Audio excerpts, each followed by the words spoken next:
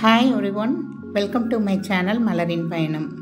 இன்னைக்கு மலரின் பயணத்துல ரெண்டு சூப்பரான ஹெல்தி டிஷஸ் தாங்க பார்க்க போறோம். அதுவும் கீரை. குழந்தைகளுக்கு பிடிச்ச மாதிரி எப்படி இந்த கீரையை ப்ரிப்பேர் பண்ணி கொடுக்கலாம் அப்படினு தான் பார்க்க போறோம்.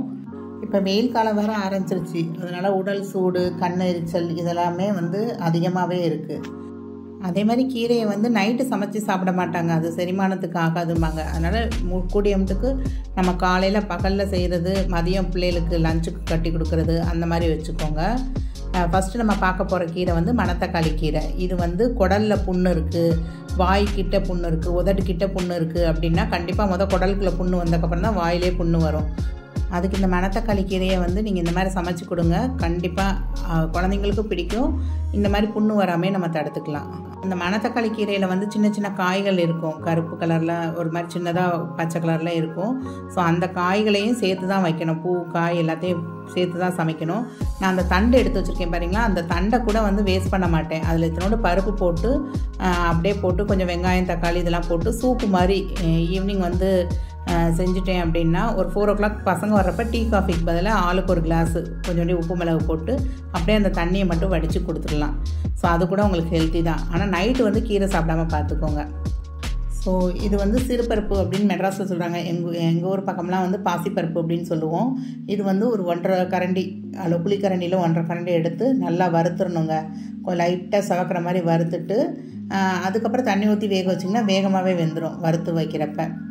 அதே மாதிரி பருப்புலேயும் நிறையா ப்ரோட்டீன் இருக்குது உங்களுக்கு. ஸோ டெய்லி ஏதாவது ஒரு வகையில் பருப்பு அல்லது சுண்டல் ஏதாவது ஒன்று பசங்களுக்கு நீங்கள் கொடுக்குற மாதிரி பார்த்துக்கோங்க.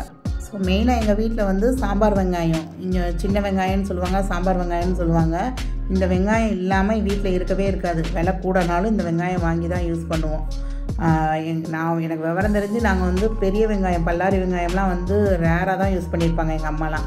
ஸோ இந்த சாம்பார் வெங்காயம் எப்போ பார்த்தாலும் அவங்க ஃப்ரீயாக இருக்காங்க, டிவி பார்க்குறாங்கன்னா அறுத்து வச்சுருவாங்க. ஸோ இதில் இப்போ கொஞ்சம் சீரகம், மஞ்சத்தூள், ஒரு தக்காளி பழம், ஒரு 10 சாம்பார் வெங்காயம், அப்புறம் 2 பச்சை மிளகாய் கீரி போட்டிருந்தேன் நான். அப்புறம் ஒரு 5-6 வெள்ளைப்பூடு தட்டி போட்டுக்கோங்க. கீரையை நல்லா கழுவிட்டு வாஷ் பண்ணிவிட்டு, ஏன்னா அதில் கொஞ்சம் மண்ணெலாம் இருக்கும், உங்களுக்கு வாஷ் பண்ணிவிட்டு கீரையை நல்லா ஒரு பெரட்டி எடுத்துருங்க. ஆக்சுவலாக கீரைலாம் மண்பாட்டத்தில் சமைச்சா இன்னும் ஹெல்த்தி அப்படிங்கிறாங்க. பட் எனக்கு மண்பாண்டம் நான் யூஸ் பண்ணது இல்லைங்க இது வரைக்கும். அதே மாதிரி குக்கரில் வச்சு வைக்கிறதோட ஓப்பன் பாட்டில் சமைக்கிறது தான் குட் அப்படிங்கிறாங்க. நானும் இருக்கிற பரபரப்பான வேலையில் நமக்கு காலையில் குக்கரில் ஒரு விசில் சத்தம் வச்சு எடுத்தால் தான் வேகமாக பருப்பு வேகிற மாதிரி இருக்கும். ஸோ இதில் கொஞ்சம் பெருங்காயத்தூளும் சேர்த்துக்கிட்டே தேவையான அளவு உப்பு போட்டு நீங்கள் நல்லா ஒரு 3 விசில் சத்தம் வச்சிங்கன்னா போதும், உங்களுக்கு சூப்பராக வெந்து வந்துடும். ஸோ நீங்கள் இதை ஒரு சின்ன சட்டியில் போட்டு கடைஞ்சி எடுக்கிறதுனால எடுக்கலாம். நான் என்ன செய்வேன் அப்படின்னா, இந்த மாதிரி இருந்துச்சு அப்படின்னா பிள்ளைய சாப்பிட என்னோடய பசங்க அந்த வெங்காயம் தக்காளி எல்லாத்தையும் அப்படியே தூக்கி வைப்பாங்க. நான் என்ன செய்வேன், இதை கொஞ்சம் ஆற வச்சுருவேங்க. ஆற வச்சுட்டு மிக்ஸி ஜாரில் ஒரே ஒரு பிளெண்டு தான் கொடுத்து எடுத்துட்டிங்க அப்படின்னா சூப்பராக அப்படியே க்ரீன் கலரில் வந்துடும். ஸோ இப்போ சூடான சாதத்தில் நீங்கள் கொஞ்சோண்டி நெய் போட்டுக்கோங்க. நெய் போட்டுட்டு இதை நல்லா தாராளமாகவே நீங்கள் அரைச்சி வச்சதை ஊற்றிடலாம் பிள்ளைகளுக்கு. நீங்கள் எவ்வளோ ஊற்றுறீங்களோ அவ்வளோக்கு பிள்ளைய வயிற்றுக்குள்ளே கண்டிப்பாக போய் சேர்ந்துருங்க.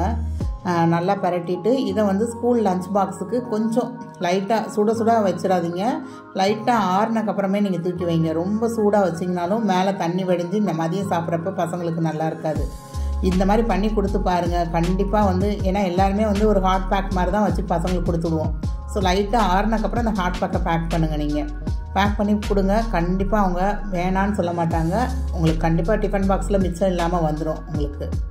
மெயினாக இந்த கீரை வைக்கிற அன்றைக்கி காலையில் தோசை சப்பாத்தி எதுனாலுமே இந்த கீரையை தான் சைட் டிஷ்ஷாக நான் கொடுத்துருவேங்க. தோசைனாலும் சரிதான், அதை நீங்கள் ஓரமாக வச்சு சாப்பிட சொன்னீங்கன்னா பசங்க சாப்பிட்ருவாங்க. எனக்கு இந்த மணத்தக்காளி கீரை ரொம்ப பிடிக்குங்க. இதோடைய டேஸ்ட்டே தனியாக தான் இருக்கும்.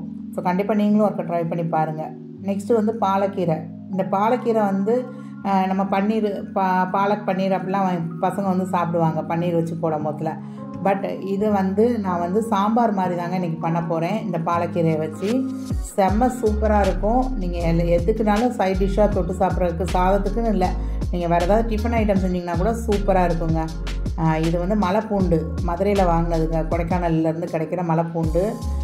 லாஸ்ட் மந்த் ஜான்வரி லாஸ்ட்டில் போயிருந்தப்போ வாங்கினது தான். ஸோ இப்போ இந்த பூண்டை 1000 ரூபா விற்கிறாங்க கிலோ.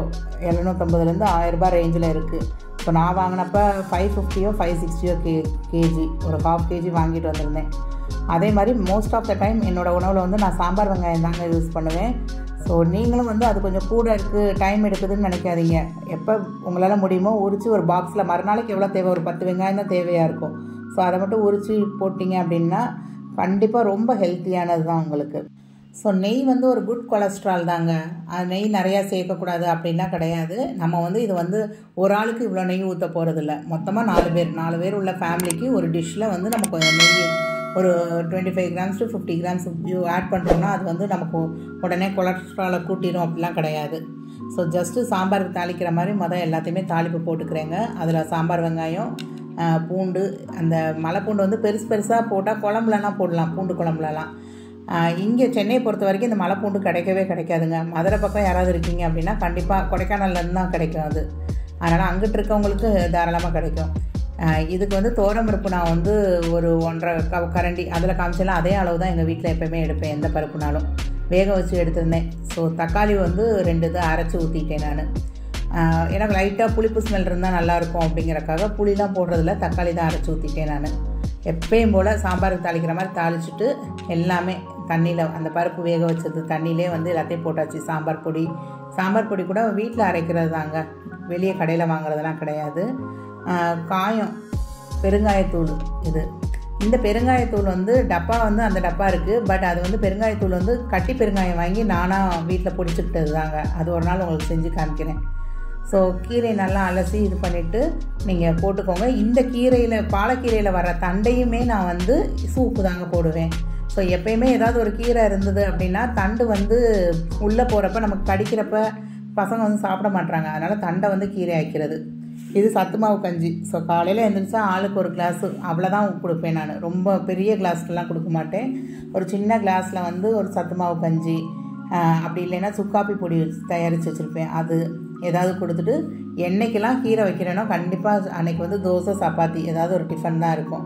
ஸோ இந்த இது வந்து சாம்பார் அப்படிங்கிற மாதிரி பருப்பில் பண்ணனால அப்படியே இதெல்லாம் மிக்சிலலாம் போடலங்க, அப்படியே எடுத்து டிஃபன் பாக்ஸில் வச்சு கொடுத்துடலாம். நீங்கள் டிஃபன் பாக்ஸில் வைக்கும் போதில் மட்டும் கொஞ்சம் ஆறுனக்கப்புறம் வைங்க, ரொம்ப சூட்டோடு வச்சிடாதீங்க.